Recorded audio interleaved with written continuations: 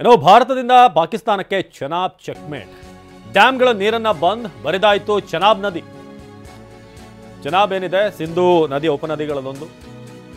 ಪಾಕಿಸ್ತಾನಕ್ಕೆ ಬಹಳ ದೊಡ್ಡ ಮಟ್ಟದಲ್ಲಿ ನೀರಿನ ಸರಬರಾಜು ಈ ಒಂದು ನದಿಯಿಂದ ಆಗುತ್ತೆ. ಆದರೆ ಸದ್ಯಕ್ಕೆ ಡ್ಯಾಮ್ನ ಗೇಟ್ಗಳನ್ನು ಬಂದ್ ಮಾಡಲಾಗಿದೆ. ಬಗ್ಲಿಹಾರ್ ಜಲಾಶಯದ ಎಲ್ಲ ಗೇಟ್ಗಳು ಕೂಡ ಬಂದ್. ಇಲ್ಲಿಂದ ನೀರು ಬಿಟ್ಟರೆ ಮಾತ್ರ ಅಲ್ಲಿಂದ ಮುಂದೆ ಹೋಗುವಂಥ ಪಾಕಿಸ್ತಾನದ ಪ್ರದೇಶಗಳಿಗೆ ನೀರು ಸಿಗುತ್ತೆ. ಆದರೆ ಗೇಟ್ಗಳು ಬಂದಾಗಿರುವಂಥ ಕಾರಣ ಸದ್ಯಕ್ಕೆ ಹನಿ ನೀರಿಗೂ ಕೂಡ ಪಾಕಿಸ್ತಾನ ಪರದಾಡ್ತಾ ಇದೆ. ಡ್ಯಾಮ್ಗಳ ನೀರು ಬಂದು ಬರಿದಾಯಿತು ಚೆನಾಬ್ ನದಿ.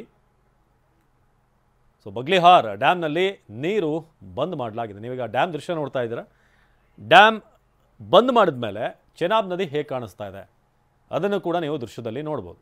ಇಂದು ಚೆನಾಬ್ ನದಿ ಬರಿದಾಗಿರುವಂಥ ನೀರು ಖಾಲಿಯಾಗಿರುವಂಥ ದೃಶ್ಯ.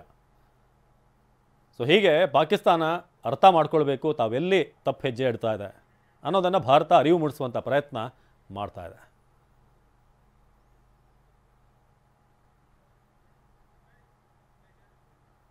LOCಯಲ್ಲಿ ಪಾಕ್ನಿಂದ ಕದನ ವಿರಾಮ ಉಲ್ಲಂಘನೆ 12ನೇ ದಿನವೂ ಕೂಡ LOCಯಲ್ಲಿ ಪಾಕ್ ಗುಂಡಿನ ದಾಳಿಯನ್ನು ಮುಂದುವರಿಸಿದೆ. ಭಾರತದ ಗಡಿಯುದ್ದಕ್ಕೂ ಕೂಡ ಅಪ್ರಚೋದಿತ ಗುಂಡಿನ ದಾಳಿ. ಕುಪ್ವಾರ, ಪೂಂಚ್, ಅಖ್ನೂರ್, ನೌಶೇರಾ, ಸುಂದರ್ಬನಿ ಭಾರತ ಸೇನಾ ಶಿಬಿರಗಳೇನಿದೆ ಅದರಲ್ಲಿ ಪಾಕ್ ಫೈರಿಂಗ್ ಮಾಡ್ತಾ ಇದೆ. ಸೊ ಪಾಕ್ ದಾಳಿಗೆ ಪ್ರತಿ ದಾಳಿ ನಡೆಸಿದಂಥ BSF ತಿರುಗೇಟು ಕೂಡ ಕೊಡ್ತಾ ಇದೆ.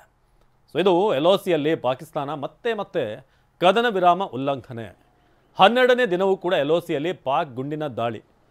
ಇವರ ಧೋರಣೆ ಹೇಗಿದೆ ಅಂತಂದರೆ ಇವರಿಗೆ ಎಲ್ಲೋ ಒಂದು ಕಡೆ ಭಾರತ ಅಟ್ಯಾಕ್ ಮಾಡಬೇಕು ಅದರ ಕಾಲು ಕೆರ್ಕೊಂಡು ಬರ್ತಿರೋ ಹಾಗಿದೆ. ಈಗ 12ನೇ ದಿನವೂ ಕೂಡ LOCಯಲ್ಲಿ ಪಾಕ್ ಗುಂಡಿನ ದಾಳಿ.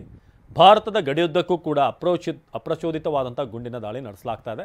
ಕುಪ್ವಾರ, ಪೂಂಚ್, ಅಖ್ನೂರ್, ನೌಶೇರಾ, ಸುಂದರ್ಬನಿ ಈ ಪ್ರದೇಶದಲ್ಲಿ ಈಗ ಕಾರ್ಯಾಚರಣೆ ಆಗ್ತಿದೆ.